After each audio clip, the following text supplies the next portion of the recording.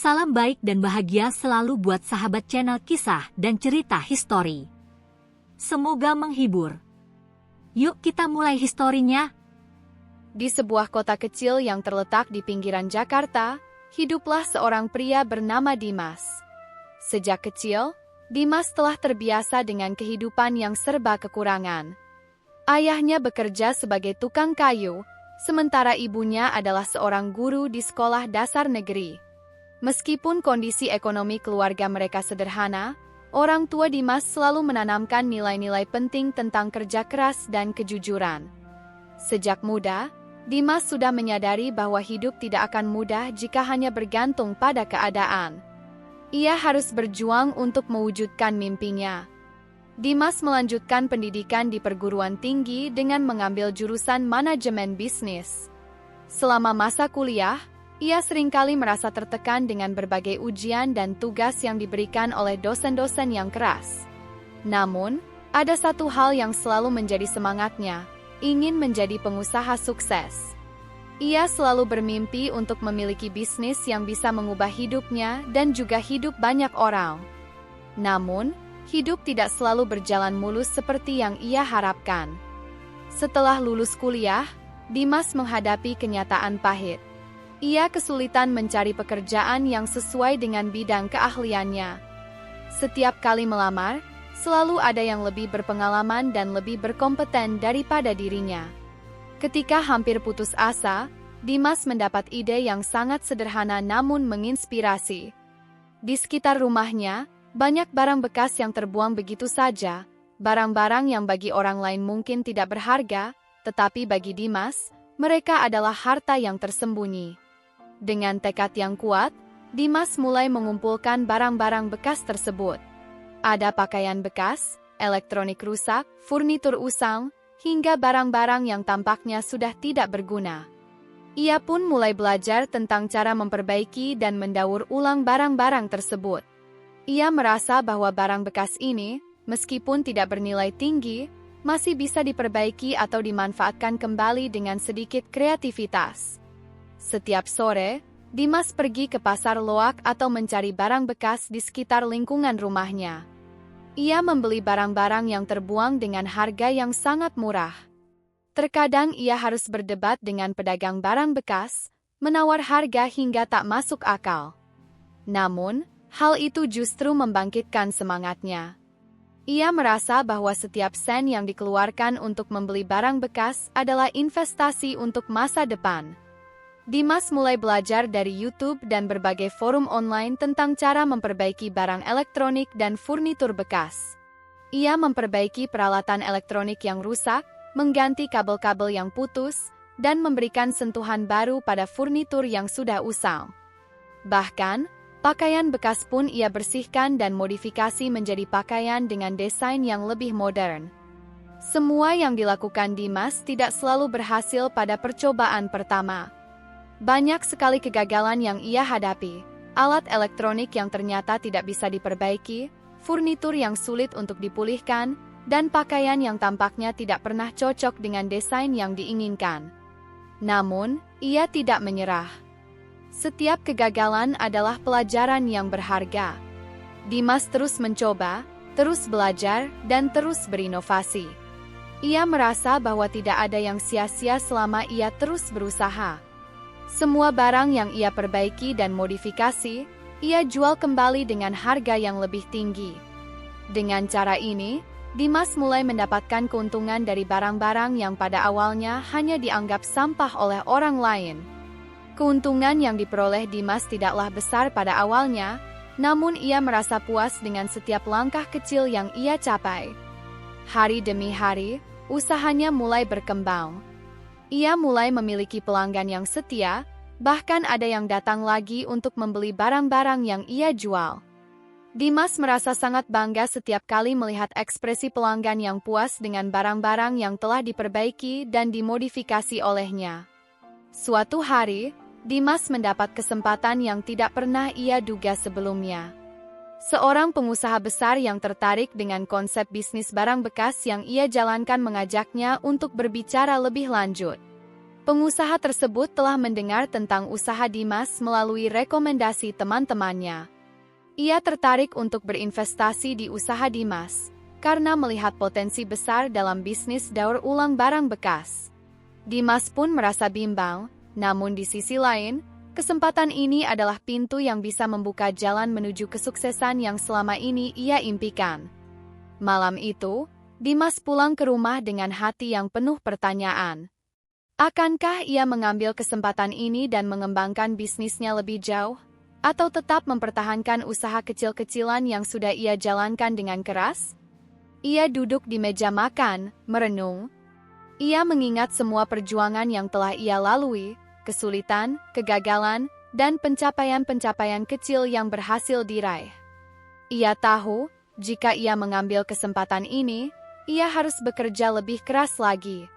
Namun, ia juga tahu bahwa ini adalah kesempatan langka yang bisa mengubah hidupnya. Setelah malam yang panjang, Dimas akhirnya membuat keputusan. Ia akan mengambil kesempatan itu, dan dengan semangat yang baru, ia siap untuk membawa bisnisnya ke level yang lebih tinggi. Tak lama setelah itu, dengan bantuan investasi yang diterima, Dimas membuka toko pertama yang lebih besar dan memperluas jangkauan usahanya. Bisnis barang bekas yang awalnya kecil dan sederhana kini mulai berkembang pesat. Dimas mengubah cara orang memandang barang bekas, bukan sebagai sampah, tetapi sebagai peluang yang bisa diubah menjadi harta. Setiap barang bekas yang ia daur ulang menjadi lebih dari sekadar barang, tetapi simbol dari ketekunan, kreativitas, dan kerja keras yang tak kenal lelah. Keberhasilan Dimas bukan hanya karena ide cerdasnya, tetapi juga karena keyakinannya bahwa tidak ada yang tidak mungkin jika kita mau berusaha dan belajar. Dengan langkah pertama yang penuh tantangan, Dimas kini telah berada di jalur menuju kesuksesan yang tak terbayangkan sebelumnya. Dan ini baru permulaan. Setelah membuka toko pertama dan menerima investasi yang cukup besar, Dimas merasa dunia bisnis semakin terbuka lebar di hadapannya. Namun, ia segera menyadari bahwa membuka usaha yang lebih besar bukanlah sebuah hal yang mudah. Toko pertama yang ia buka ternyata memerlukan biaya operasional yang tidak sedikit.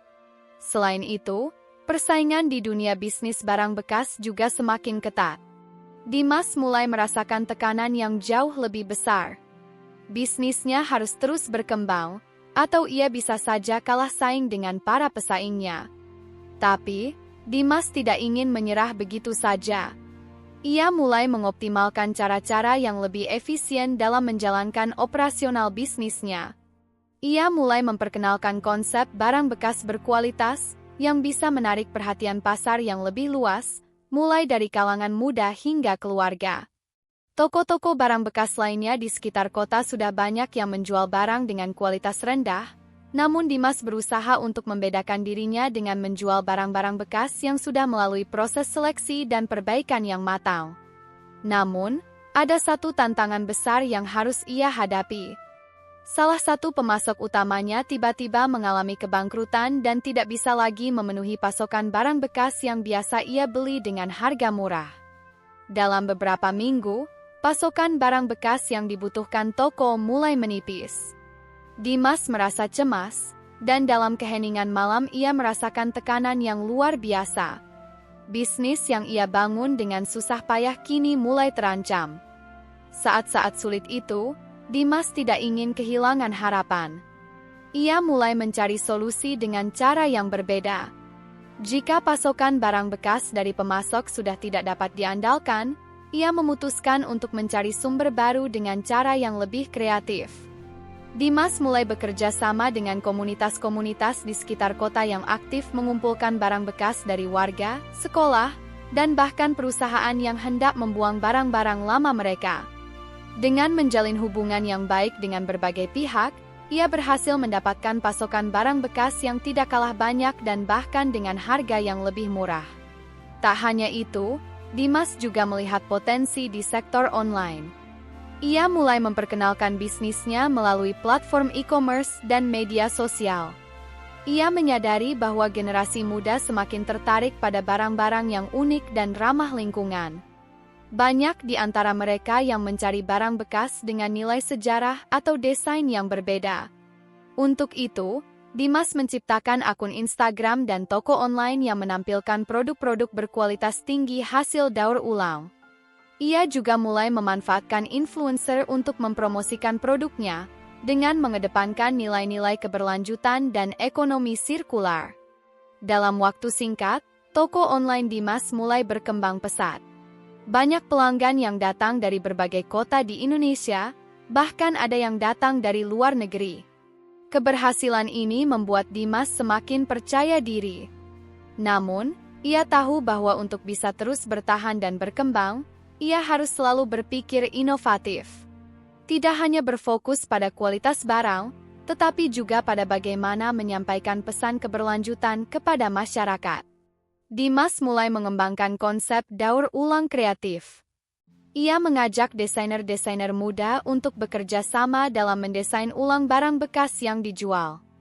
Mereka membuat produk-produk baru dari bahan-bahan yang ada, seperti tas dari kain bekas, kursi dari kayu bekas yang dipoles dengan desain modern, hingga perhiasan dari logam bekas yang dipadukan dengan bahan alami. Setiap produk yang dihasilkan memiliki cerita di baliknya, dan itu menjadi daya tarik tersendiri bagi pelanggan. Produk-produk daur ulang kreatif tersebut juga mulai menarik perhatian media, yang semakin meningkatkan popularitas toko Dimas. Namun, kesuksesan ini tidak datang tanpa tantangan. Beberapa bulan setelah memperkenalkan konsep baru ini, Dimas harus menghadapi masalah dalam pengelolaan sumber daya manusia. Dengan semakin berkembangnya bisnisnya, Dimas membutuhkan tim yang solid dan terampil dalam mengelola operasional, pemasaran, dan produksi. Sayangnya, beberapa anggota tim yang ia rekrut sebelumnya ternyata tidak memiliki visi yang sama dengan Dimas. Ada yang kurang berkomitmen, ada yang tidak dapat mengikuti ritme bisnis yang cepat, dan ada yang tidak cukup kreatif untuk menghasilkan ide-ide segar.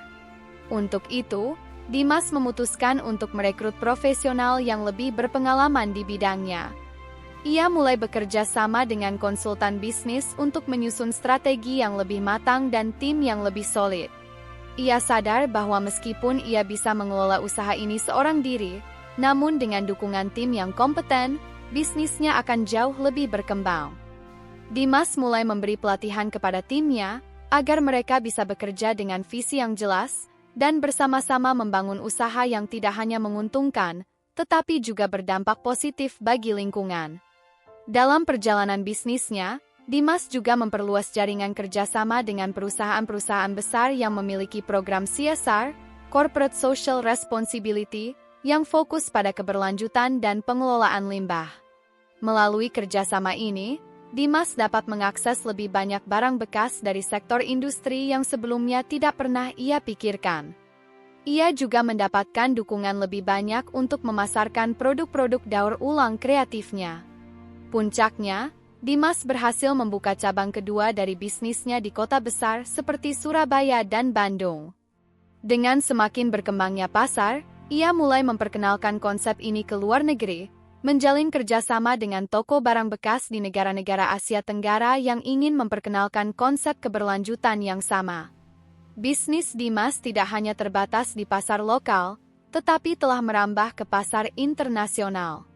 Kini, setelah bertahun-tahun berjuang dan menghadapi segala tantangan, Dimas tidak hanya berhasil menjadi pengusaha sukses, tetapi juga menjadi pelopor dalam industri daur ulang barang bekas. Ia telah membuktikan bahwa barang bekas, yang banyak dianggap tidak berguna, bisa menjadi peluang bisnis yang menguntungkan. Lebih dari itu, Dimas telah menginspirasi banyak orang untuk melihat nilai dalam barang-barang yang terbuang dan untuk memahami pentingnya keberlanjutan dalam setiap aspek kehidupan.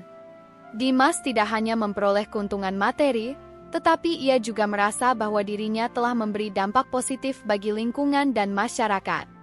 Mimpi yang ia impikan sejak lama kini telah terwujud, dan bisnisnya terus berkembang dengan pesat. Dimas tahu bahwa perjalanan ini masih panjang, tetapi ia siap untuk terus berinovasi dan menciptakan peluang baru yang bisa mengubah dunia menjadi tempat yang lebih baik, satu barang bekas pada satu waktu.